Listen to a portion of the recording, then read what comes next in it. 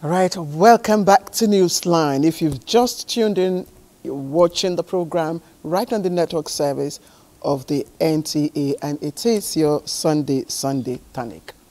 So tonight, we begin, unfortunately, with a silent crisis that unfolds behind the doors. We talk about them often. We also discuss them, but never enough, because its impact on our homes and our society remains deeply, deeply troubling.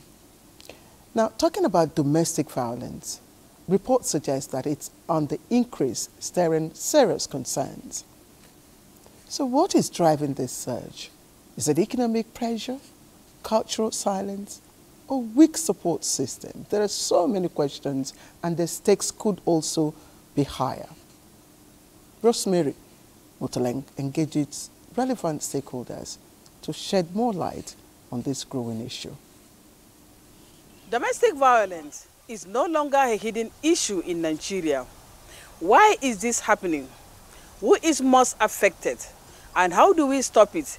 Come with me as we seek answers to these questions and more. He did not give us money before traveling. I'll get beaten. I talk because I catch him or I caught him cheating.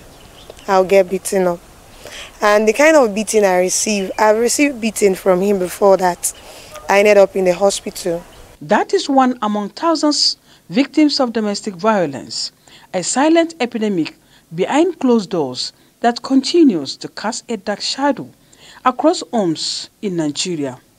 According to statistics from the Ministry of Women Affairs and the Department of Domestic Laws, reported cases of abuse involving both men and women have risen sharply, with figures now exceeding 30%. There has been a significant spike in the cases being reported and cases being virally captured, both in terms of violence against women and children. It is a crime, and you who perpetrate such will end up becoming the criminal convicted of GBV.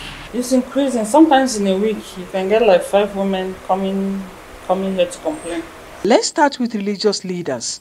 They outline how faith-based approach can help curb the menace with emphasis on compassion, early intervention, and moral guidance. If you look at it critically, what Islam is saying here is that when there is, because we are humans, in case there's anything, invite those who are friends to the parties, but not their enemies.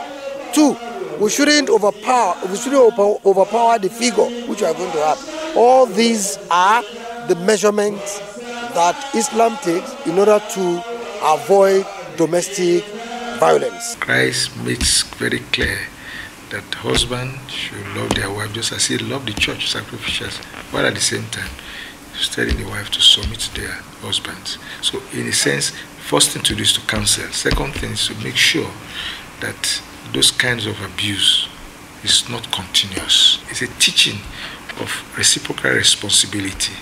And we need to also educate people that violence in whatever form, either from the man or from the woman, either emotional or financial, whatever, is unacceptable. From the grassroots, community leaders highlight ongoing awareness campaigns and support initiatives aimed at protecting victims and promoting zero tolerance for abuse. When there's disagreement, what you will do, you have to get their mind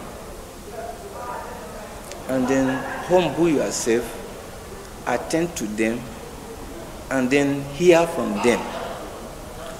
What are the problems that cause all these things? Then when you can able to get the whole story, you can able to counsel them. This couple shed light on how open communication and mutual respect can nurture peace and resolve conflicts within marriage. Marriage is not for babies. Don't wear pampers and carry somebody's daughter with children's kind of behavior. no, abuse will take place. Be matured enough. Communication is very important. Be open to each other so that the person will know your do's and your don't. And from the professional, marriage counselors share the most common complaints and challenges they encounter and prefer practical steps toward breaking the cycle of violence. If you regard people well, you will never think of hitting them. The way a man loves his wife should be the way he loves himself. 29 says that no man will be eating himself or hate himself. You must not lift up your hands to somebody you claim you love. Many people don't know how to control their anger, and so they need to go for that therapy, counseling on anger management, so such thing will not be able to affect them to become violent. Well, the bottom line is that no one should suffer in silence. So we all must work together to cope, or better still, find lasting solutions to fight this demon, eating away the peace in some homes.